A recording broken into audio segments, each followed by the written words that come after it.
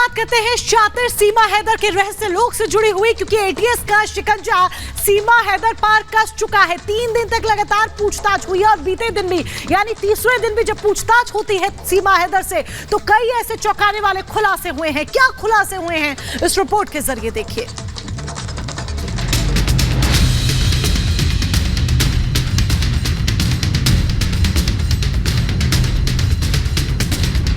सीमा हैदर हिंदुस्तान की बहू या पाकिस्तान की जासूस, सचिन का प्यार या आईएसआई का हथियार।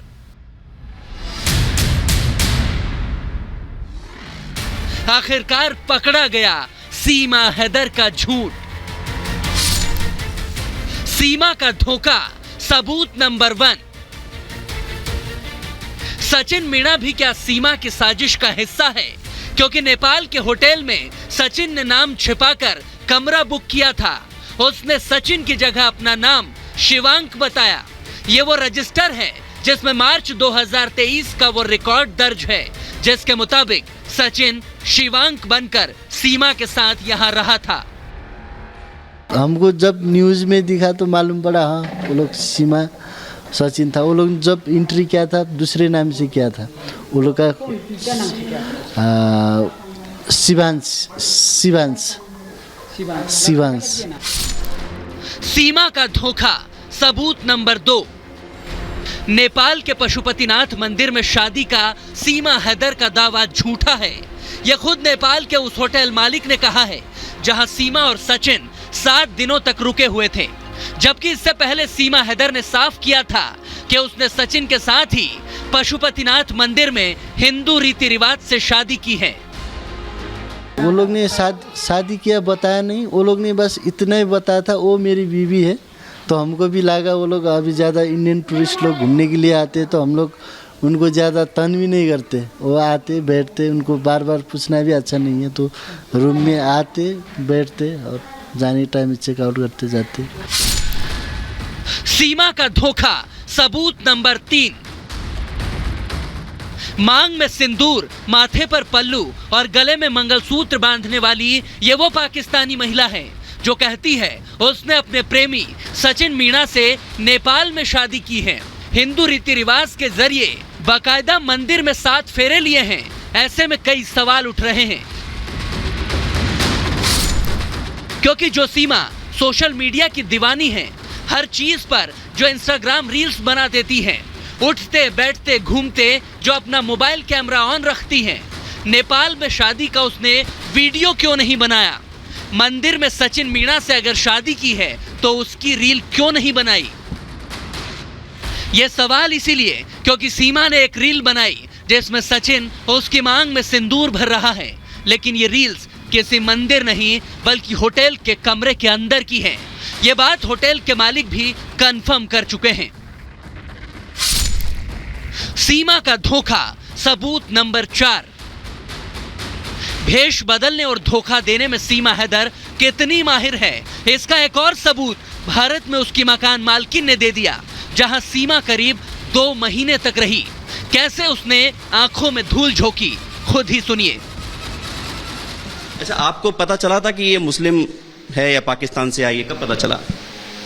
जैसा पहना ऐसा ही पहनती थी जब। नहीं, मुस्लिम है, पाकिस्तान से आई है, ये किसी ने बताया आपको? ना, ये तो जब यहाँ से चली गई जब पता चली। उसके बाद पता चला मुस्लिम है। ये कब पता चला?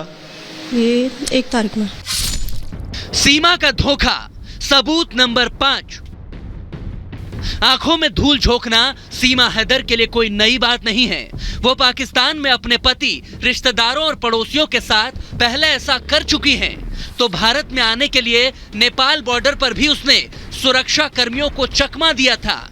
तो क्या अब वही चीज वो यूपी एटीएस और पुलिस के साथ भी करना चाहती हैं? आईएसआई की जो स्ट्रैटेजी है ना, वो समझने की जरूरत है। और क्या स्ट्रैटेजी है? 3 अस्त्र इस्तेमाल करो, 3 W, wine, women and wealth.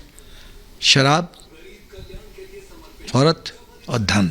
तो क्या ऐसे ऐसे लड़कियों को ट्रेन करो, उनको हनी ट्रैप करो, मोबाइल पे करो, व्हाट्सएप चैट करो, फेसबुक पे चैट करो, फ्रेंड रिक्वेस्ट भेजो, रोने लग जाओ, इमोशनल कार्ड खेलो।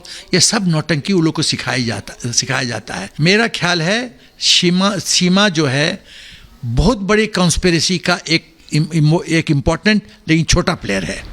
कहा जा रहा है कि इश्क का इस्तेमाल कर सीमा हैदर ने धोखे का ऐसा जाल बुना है जिसे सुलझाने में अब एटीएस लगी हुई है। एटीएस की जब हम बात करते हैं तो बीते 2 दिनों में एटीएस ने 18 घंटे तक पूछताछ की है। इस पूछताछ में सीमा के एक फोन का जिक्र किया गया। वो फोन जो बिना सिम के सीमा के पास था और डैमेज था, उस फोन से क्या कुछ डिलीट किया गया ये फॉरेंसिक रिपोर्ट के बाद साफ हो जाएगा। एटीएस को आशंका है कि इस रिपोर्ट से कई राज खुलते हुए नजर आएंगे। और सबसे बड़ा पहलू जो एटीएस के सामने ये है कि जिस रूट से वो आई थी उस रूट में ह्यूमन ट्रैफिकिंग के केस बहुत ज्यादा है और उसी कड़ी को जोड़ती हुई सीमा की कहानी भी है। तो क्या सीमा भी उसी पहलू का इस्तेमाल करके पहुंची है?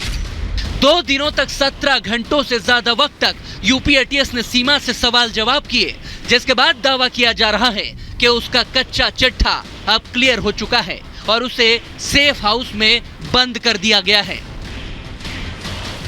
एक बार वो जेल जा चुकी है, उसके बाद बेल पे है।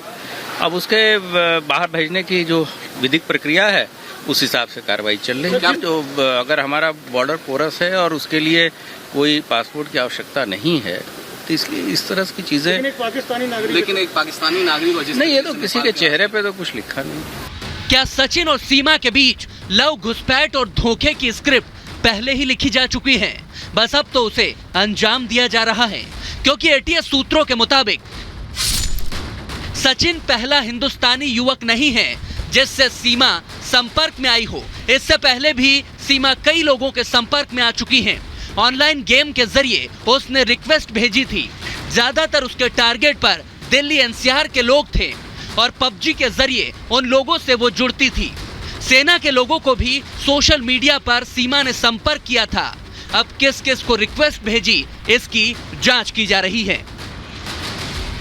यानी बहुत जल्द सब कुछ सच सच सामने आ जाएगा। तो एटीएस के शिकंजे में सीमा हैदर लगातार उन तमाम सवालों का जवाब चाहती है सीमा हैदर से, जिनका जवाब सीमा हैदर अब तक छिपा रही थी। एटीएस ने सीमा हैदर से पूछा कि भारत आने का सीमा हैदर का प्लान क्या था, क्या सचिन को वो एक मोहरे की तरह इस्तेमाल कर रही थी। ये तमाम ऐसे सवाल हैं जिनका जवाब एटीएस खंगालने में जुटी हुई है। पिछले 3 महीने से भारत में सीमा हैदर रह रही थी और किसी को कानो कान खबर नहीं थी, लेकिन हाल ही में उसके राज से पर्दा उठ गया। रबुपुरा से लेकर एटीएस दफ्तर तक सवालों का शोर है और पूरा देश जानना चाहता है कि सीमा प्रेमिका है या एक जासूस। Bureau report, Republic Bharat.